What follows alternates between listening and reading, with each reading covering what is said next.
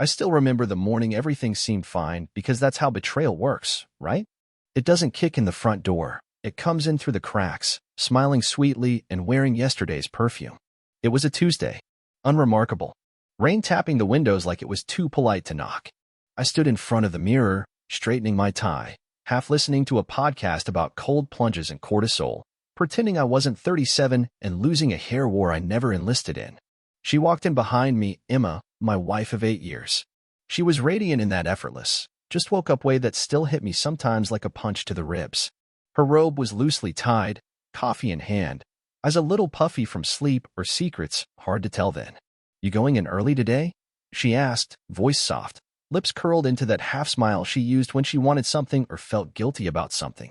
At the time, I assumed the former. Yeah, big meeting with the Chicago clients. Might be late too. She nodded, then leaned in and kissed my cheek. Her perfume lingered longer than she did. It always did. I should have known something was off right then. The kiss wasn't warm. It was careful, like she was checking a box on a to-do list titled Maintain Illusion. But hindsight is 20/20ths. In the moment, I chalked it up to stress, to routine. We'd been in a bit of a rut, sure. Fewer date nights. More, hey, did you take the chicken out? Texts. That quiet tension that grows like mold in marriage when no one bothers to clean the corners. Still, I loved her. Or at least, I loved the idea of her I still carried around in my head. The day crawled. Meetings, emails, coffee that tasted like burnt decisions. I got home late, just like I said I would. The lights were low, jazz playing. Emma always put on Coltrane when she cooked. She was in the kitchen, barefoot, wearing that apron I got her from New Orleans that said Cajun Queen in ridiculous glitter font. She turned, smiled. Dinner in 5. If I were watching it as a movie, I'd say the scene was suspiciously perfect. Too rehearsed. Too smooth. But I wasn't watching a movie. I was in it. Oblivious. Devoted. Maybe a little dumb. We ate. We talked. Nothing deep, just shallow waters and weather updates. But there was a moment when I asked, so what did you do today? And she hesitated. Barely. A beat too long. A sip of wine before she said, not much. Just errands. Some reading. And I nodded. Like a fool. Like a man on the edge of a cliff staring at the sunrise, not noticing the ground cracking beneath him. But the thing about cliffs? The next few days passed like any other, if you consider mild emotional distance and unspoken tension to be any other. Emma had started taking longer showers. That's the kind of sentence you ignore until you can't. She used to be in and out in 10 minutes flat, 12 if she shaved her legs, and believe me, I used to time it like a weirdo back when we still flirted in the morning. Now? 27 minutes. I counted once. She didn't play music. She just stood there with the water running, staring at the tiles like they owed her something. I started noticing things. Little things. The kind of details you don't log unless your gut's whispering, you're being played, pal. Like how she always flipped her phone face down when we watched TV. Or how she suddenly had a new work friend named Nate. Nate was apparently hilarious. You'd love him, she said once. Funny how no man ever loves the guy he's told he'd love. She laughed more at her texts than at my jokes. And I'm not unfunny. I've been known to get a whole dinner table crying laughing with a good story about office politics or the time I accidentally used Nair instead of shaving cream. But with Emma, laughter had become exclusive. Like she was leasing it to someone else. Thursday night, we were watching some terrible reality show, her choice, always, and I caught her smiling at her phone. What's so funny? I asked, casually, like I wasn't already mentally packing a suitcase just in case. She blinked. Too fast. Too much surprise. Oh, just a meme Nate sent me. Something about cats and spreadsheets. Cats. And spreadsheets. Cool, I said. Sounds wildly inappropriate. She laughed.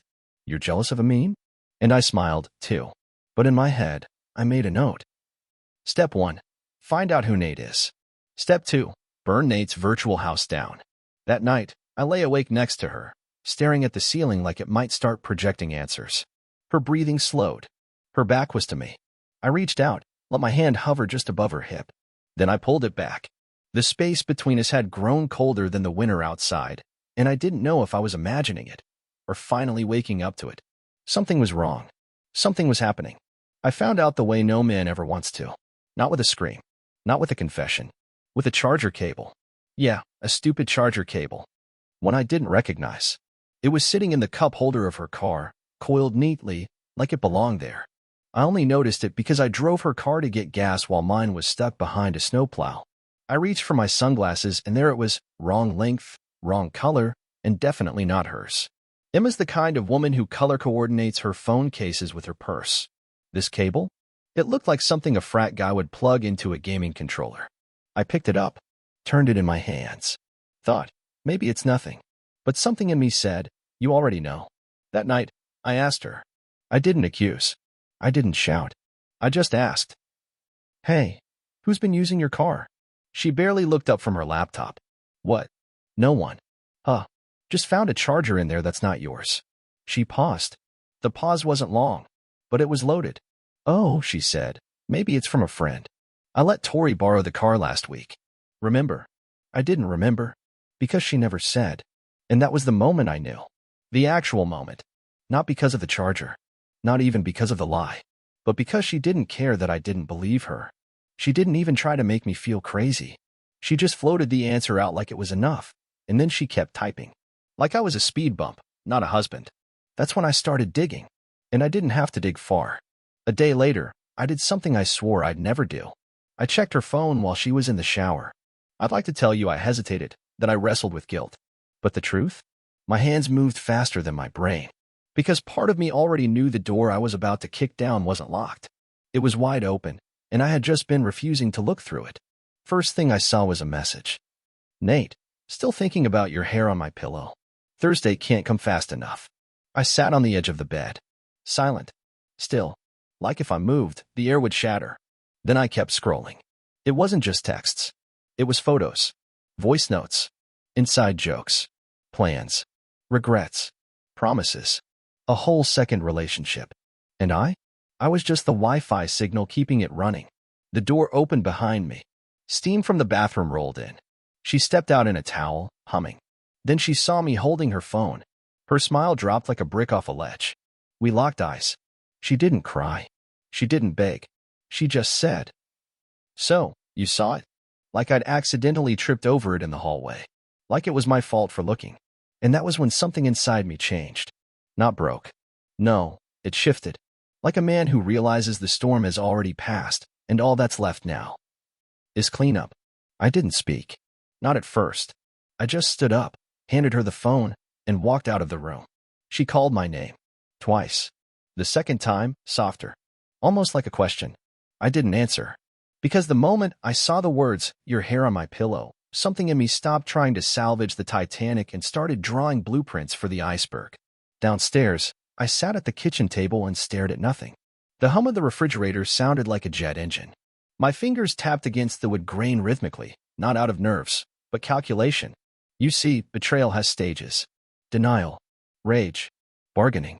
But if you're smart, and I'd like to think I am, you skip the tears and go straight to the war room. Upstairs, I could hear her pacing. She didn't come down. Smart. She knew there wasn't a speech in the world that would turn this plane around midair. Instead, I poured myself a glass of water, took a sip, and pulled my laptop out of its case. This wasn't going to be some sloppy explosion of anger. Oh no. This was going to be methodical. Cold. Clinical. She thought she could play chess with a man who'd spent the last 8 years learning how to lose gracefully. She forgot that even a pawn can ruin a queen's day if he's patient enough. The next morning was an exercise in high-functioning betrayal.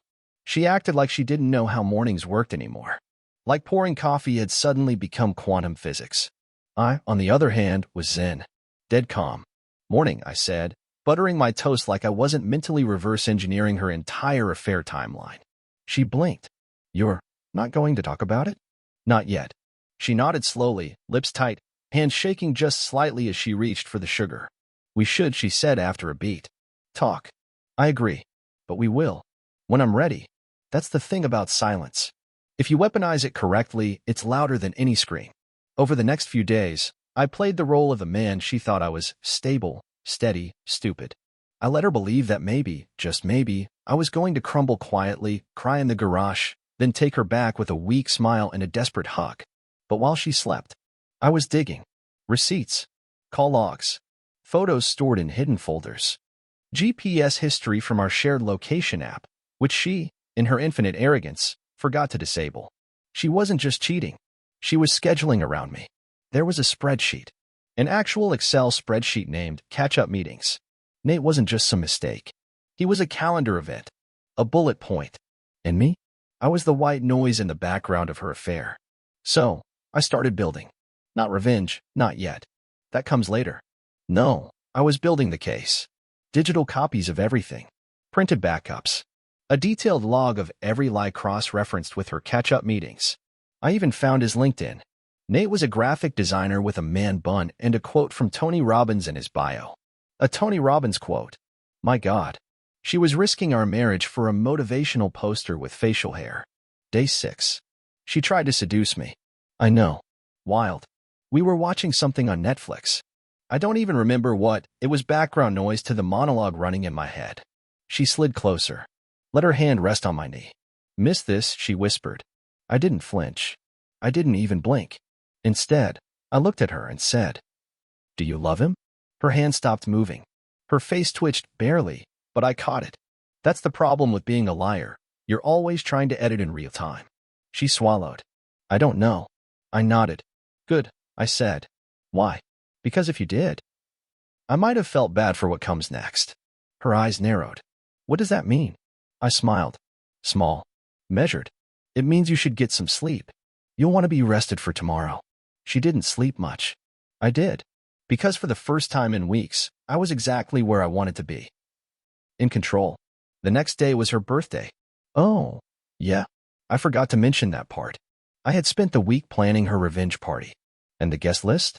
Let's just say, it had some unexpected names. It started with brunch. I invited her parents, her sister, a few of our mutual friends. I told them I wanted to do something small, intimate. A surprise. They showed up right on time. The house was clean. The table was set. Emma looked surprised, genuinely so. She smiled. You did all this? I handed her a mimosa. Of course. You're worth it. She looked down, ashamed. Good. I was just getting started. Once everyone had settled, plates half empty and conversation light, I stood up and clinked my glass. I just want to say something. The table quieted. Emma looked nervous. I smiled. I want to make a toast, I said, lifting my glass to honesty. Everyone murmured their agreement, clinking glasses. 8 years, I continued. 8 years with a woman who I thought was loyal, devoted, a partner. Emma's smile froze. And in many ways, I said, she is. Just not to me. Confused glances. Whispered, what's he talking about, from her mom. Emma's voice cracked. Logan. I held up a hand. She's been cheating, I said, turning to the guests. With a man named Nate. You might recognize him from the text I printed for your reading pleasure. I pulled a stack of neatly stapled paper from a drawer. Placed them in the center of the table like a blackjack dealer laying down a royal flush. Emma stood. Stop. Stop this right now. I turned to her. Oh, we're just getting started. Her father stood next. Is this true? She opened her mouth. Closed it. Then whispered, I'm sorry. Her mom gasped. I clapped my hands once. And that, ladies and gentlemen, concludes our brunch. Then I looked at her. By the way, I've already filed. The lawyers served the papers this morning. And just for fun, I included the photos Nate took of himself in our bed. Her face went white. I leaned in, my voice soft. Next time you cheat, Emma, pick a man with better taste in sheets. She didn't cry. That's the part I'll remember most about that morning. No tears. No dramatic collapse. No begging. Just this glassy, distant stare, like her world had shrunk into a single, spinning thought. He wasn't supposed to win. And to be fair, she was right. She'd stacked the deck. Chose the time, the place, the partner. She let me exist just enough to keep the lights on while she rewrote her story with Nate. And me? I was supposed to crumble. Maybe rage, maybe sob, maybe take the bait and give her enough guilt to feel justified. That's what she'd planned for. But she forgot one thing. I don't lose well. I learn well. After the guests left in awkward silence, some offering pitying glances, others too embarrassed to look me in the eye, I walked into the kitchen, poured myself a coffee, and sat down like I hadn't just detonated a social bomb over scrambled eggs. Emma stood by the dining room window, still frozen, clutching a napkin like it might absorb the fallout. I looked at her once, then turned on the Bluetooth speaker. Alexa, I said, voice calm. Play Survivor by Destiny's Child. The speaker obeyed. The bass kicked in. And I sipped my coffee, staring out the window, one leg crossed over the other like it was just another Sunday. Logan. Her voice finally broke through the music. I didn't answer. Logan, please. You didn't have to humiliate me like that. I tilted my head. Didn't I? She stepped forward, defensive now. You could have just talked to me. We could have handled this like adults. Like adults. I laughed, sharp and short. Is that what you and Nate were doing between spreadsheets and hotel rooms? Handling things like adults? She didn't reply. Instead, she crossed her arms, suddenly switching strategies. Fine. If this is how you want to play it, go ahead. Air the dirty laundry. But don't expect me to disappear quietly. And there it was, the real Emma. No more robe and regret. Just steel and strategy. I stood up, slowly, and walked over to her. Not close, just enough to let my words land. I don't want you to disappear, I said. I want you to stay. Watch everything you tried to burn get rebuilt without you. She blinked. What are you talking about? I'm keeping the house. Already got the paperwork filed. Turns out adultery still matters in this state, especially when it's documented 6 ways from Sunday. That's not how divorce works. It is, I said, when the guy who used to work in litigation keeps receipts and knows your passwords and your cloud backup settings. Her mouth opened, but no sound came out. I backed up everything, Emma. Texts, emails, the little hotel confirmations you forwarded to your personal account, even your notes app. You really shouldn't write fantasies about another man in a place that syncs automatically to a shared laptop. You had no right. I cut her off with a calm, measured shrug. You gave up rights when you gave up truth. She stared at me like she was seeing a stranger. Good. She needed to. Because the man she betrayed wasn't the one standing in front of her anymore. The next few days were silent. Not the cold shoulder kind, no. This was a tactical ceasefire. Emma walked on eggshells. I walked on purpose. I canceled the shared credit cards, moved half our joint funds into a protected personal account, changed my direct deposit to a new bank. She noticed. Are you trying to starve me out? She snapped one night over takeout she paid for. No, I said. You still have access to plenty of the money you didn't use to cheat. Just not the parts you did. She scoffed. You're acting like I murdered someone. No, I said deadpan. You just stabbed me where no one could see and told me to smile through it. Friday came, and with it, Nate. Now, let me be clear, I never once called him, never messaged him, never threatened him. But he showed up anyway, some mix of guilt, arrogance, and a need to explain himself like I was going to listen. I opened the door, looked him over. He was shorter than I expected. Not that it matters, but still. Kind of funny how betrayal always seems to come in fun-sized packaging. Logan, he said, hands raised like I was holding a weapon. Can we talk? I nodded. Stepped aside. He blinked, surprised. You're letting me in? Of course, I said. I'm not the one who hides things. He walked in slowly, scanning the room like I might have booby-trapped it. I led him to the dining table. Sat across from him. Look, man, he started. I didn't mean for any of this to happen. I didn't even know she was married at first, and by the time I did, I held up a hand. Stop. You're not here to confess. You're here because you think I want closure. He stared at me, confused. I smiled, slow and steady. But I don't want closure. Then what do you want? I leaned back in the chair. I want you to feel how quiet it is in this house now. I want you to wonder, every time Emma texts you, if she's lying to you too. I want you to know that for the rest of your life, when you look at her, you'll see me, the man she tried to erase, but who never once begged for her to stay. He swallowed, and I stood up, walked to the door. You can go now, Nate, and tell her I said thanks for the free exit strategy. He hesitated. Oh, and one more thing, I added as I opened the door. She left her charger in your car. Keep it. It's a trophy now. He left. No goodbye. Just the sound of a man realizing he'd walked into a house expecting a victim and met the man who'd already won. They say revenge is a dish best served cold. But what they don't tell you is that it's a slow-cooked meal. It takes time, patience, and a whole lot of self-control not to throw the whole kitchen at someone too early. Emma thought the worst had passed. She thought I had made my statement with that brunch bombshell and would eventually fade into polite bitterness.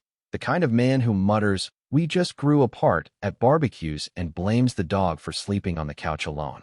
But what Emma failed to realize is that I wasn't just getting over her.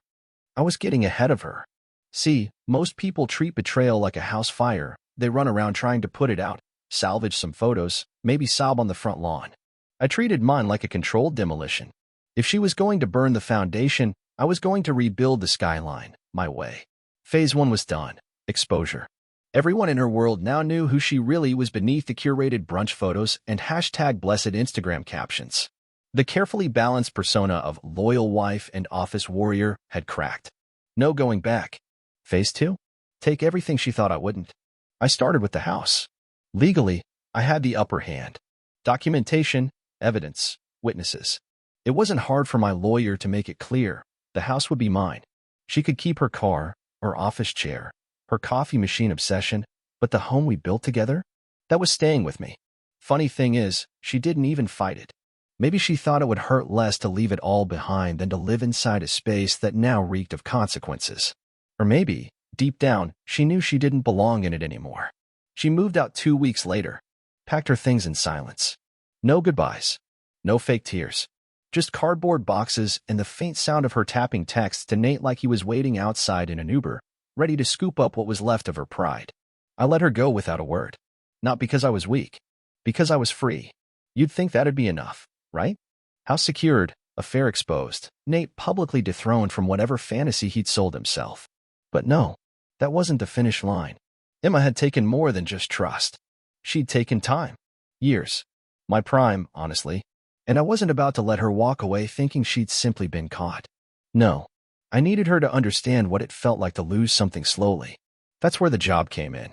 Now, I never wanted to be that guy who gets someone fired out of spite. That's not my style. But I had a moral obligation, a public service, really, to make sure certain emails never ended up archived too quietly. Turns out, Nate wasn't just her side dish. He was her subordinate. Office romance, unreported. Emails full of creative brainstorming that quickly became personal, intimate, and, according to HR policy, grounds for dismissal. I didn't even need to send it anonymously. I just attached everything to a polite cover letter and CC'd their compliance officer. 2 clicks and the clock started ticking. 3 weeks later, I heard through a mutual friend that Emma had been asked to take a leave of absence while an investigation was ongoing. Nate? Terminated on the spot. Apparently, synergy only works when you're not making out in the printer room. Now, you'd think this would break a person. Losing your marriage, your home, your reputation, your career 4 for 4 on the heartbreak bingo card. But Emma? She was resilient. Resilient in that terrifying, self-preserving way that makes you realize why snakes shed skin but never change the fangs. She started posting again photos from hikes she never used to go on, brunches with women she hadn't spoken to since college, captions like, "Learning to love me again 2 hearts." I watched from a distance, not out of interest, but study. She wanted the narrative, the redemption arc. The "I made mistakes, but I'm stronger now" storyline that people eat up like reality TV reruns. And I let her have it for a little while. But eventually, the likes thinned. The friends got busy. The brunches became selfies. Because people forgive flaws. They don't forgive patterns. And Emma? She was a whole pattern wrapped in a Pinterest quote. Meanwhile, I was thriving. I poured energy into the things I'd neglected while trying to keep our marriage alive with duct tape and wishful thinking. I hit the gym again, not for some dramatic glow-up, but because I needed to rebuild the body I had left on the emotional battlefield. I reconnected with friends who had once tiptoed around our cold marriage like it was a sleeping lion. They welcomed me back without judgment, just a cold beer, a good laugh, and a chair at the fire pit. And I started writing again. Nothing grand. Just small things, notes, letters I'd never sent, pieces of myself I hadn't touched in years. Turns out, rock bottom makes a hell of a muse. One night, about 2 months after she moved out, I got a message from Emma. Just a short line. "Can we talk?" I stared at it for a while. Not because I was tempted, temptation died somewhere around brunch, but because it was expected. The last flicker of control. The final thread she could tug on, just to see if it still made the marionette dance. I typed 3 words and hit send. "We already did." Blocked her right after. Because I wasn't angry anymore. I wasn't broken. I was done. Months passed. She stopped reaching out. Probably because she realized I wasn't playing the role she cast me in anymore. But here's the thing about betrayers. They don't like silence. It gets too loud. Too honest. Emma tried to patch her image. Volunteered. Joined a book club. Posted photos with captions like, "Healing is messy, but I'm getting there." as if betrayal was just a quirky detour on her self-love journey. Meanwhile, Nate disappeared from her feed entirely. Turns out, losing his job and being outed as the office homewrecker doesn't do wonders for your dating life. And Emma? She never wanted a real partner. She wanted a mirror that told her she was still desirable while she quietly self-destructed. Eventually, mutual friends stopped asking about her. You can only say we don't talk so many times before people stop trying to force a reunion. She faded from relevance. But I didn't forget. Not out of spite, out of clarity. Because once someone shows you the architecture of their deceit, you never unsee the blueprint. And I didn't just survive. I built. I took a job offer out of state. A bigger role. Bigger pay. Fresh air. The day I left, I stood in my driveway, looked at the house I won in every sense, and said out loud, "She burned it. I rebuilt it." That's the story. The new city welcomed me like a clean slate. No shadows, no whispers, just opportunity. I started dating again. Slowly, cautiously, and not to fill a void, because I'd already filled it with self-respect. My therapist, yeah, I got one, growth, right? Told me I had finally reached something called emotional neutrality. I just called it peace. Because when you've loved someone through lies, and you still walk out the other side without bitterness, that's not survival. That's transformation. A year later, almost to the day, I saw her again. By accident. I was back in town for a friend's wedding, suit sharp, confidence sharper. I was standing by the bar, laughing at something stupid, when I heard a familiar voice behind me. "Logan." I turned. She looked smaller. Not physically, just dimmed. Like someone had turned her saturation down. "Emma." She looked surprised I didn't choke on the name. "You look good," she said. That old half-smile making a weak comeback. "So do you." I lied, sipping my drink. There was a beat of silence. "I've been meaning to reach out." "You did," I said. I ignored it. She nodded, looked down, then said the line every cheater thinks will fix it all. "I made a mistake." I smiled. "No, Emma. You made a series of choices. Don't cheapen them with that word." Her mouth opened, but she didn't speak. "You weren't unhappy," I continued. "You were entitled. You wanted more attention. You wanted to be chased again. And you gambled everything just to feel shiny for 5 minutes." Tears welled in her eyes. And for the first time, I felt nothing. Not anger. Not satisfaction. Just closure. "You always knew I'd land on my feet," I said.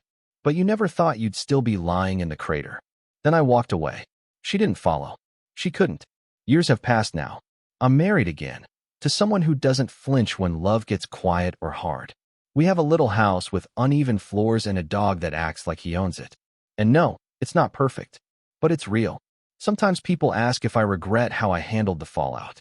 If I'd go back and change the way I exposed her, or if I feel bad about the job loss, the scorched earth. And to those people I say, regret belongs to liars.